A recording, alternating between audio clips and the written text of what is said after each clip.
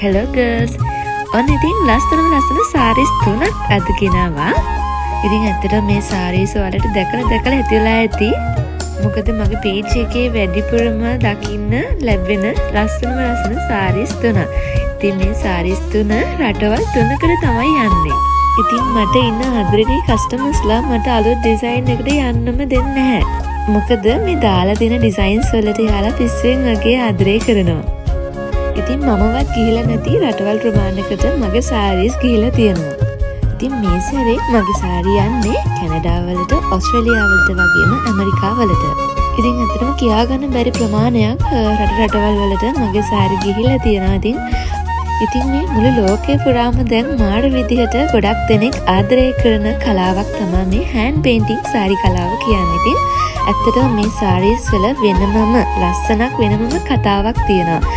ඉතින් මේ හැම නිර්මාණයක්ම අපේ අත් වලින් තමයි නිර්මාණය වෙන්නේ. ඉතින් කලර්ස් මික්ස් කරලා ගාන පින්සල් පාරක් ගානේ මතු කරගන්න හදන්නේ නැචරල් පෙනුම. මලක තියෙන නැචරල් පෙනුම අරගෙන කොහොම හරි ලස්සන නිර්මාණයක් අවසන් කරන්න තමයි එකම පරමාර්ථය. ඉතින් පේන්ට් එකේ ඉඳන් පර්ල් වර්ක් එක දක්වා හැම දෙයක්ම අතින් තමයි අපේ නිර්මාණය වෙන්නේ. ඉතින් ඒවට වටිනාකමක් ගන්න අලුත් විදිහට ලස්සන දේවල් දකින්න ආස මගේ ආදරණීය කස්ටමර්ස්ලා ඉතින් හැමදාම ආදරය කරනවා මගේ සාරීස් වලට. ඉතින් ඉස්සරහට එන වෙඩින් සීසන් එකට ගොඩාක් දෙනෙක් මේ විදිහට ඕඩර්ස් බාර දීලා තියෙන්නේ.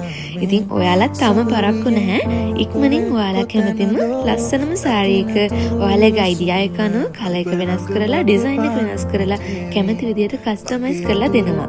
ඉතින් අදම මගේ නම්බර් එකට WhatsApp මැසේජ් එකක් දාන්න. වෙනස් විදිහට ලෝකයේ දකින්න ඔයාලා වෙනුවෙන්මයි FC සාරීස් එක තියෙන්නේ. එහෙනම් තවත් දවසක ලස්සන වීඩියෝ එකකින් හම්බෙමු. වීඩියෝ එක අවසන් වෙනකම් බලලා මොකද හිතන්නේ කියලා කමෙන්ට් එකක් දාගෙන යන්න.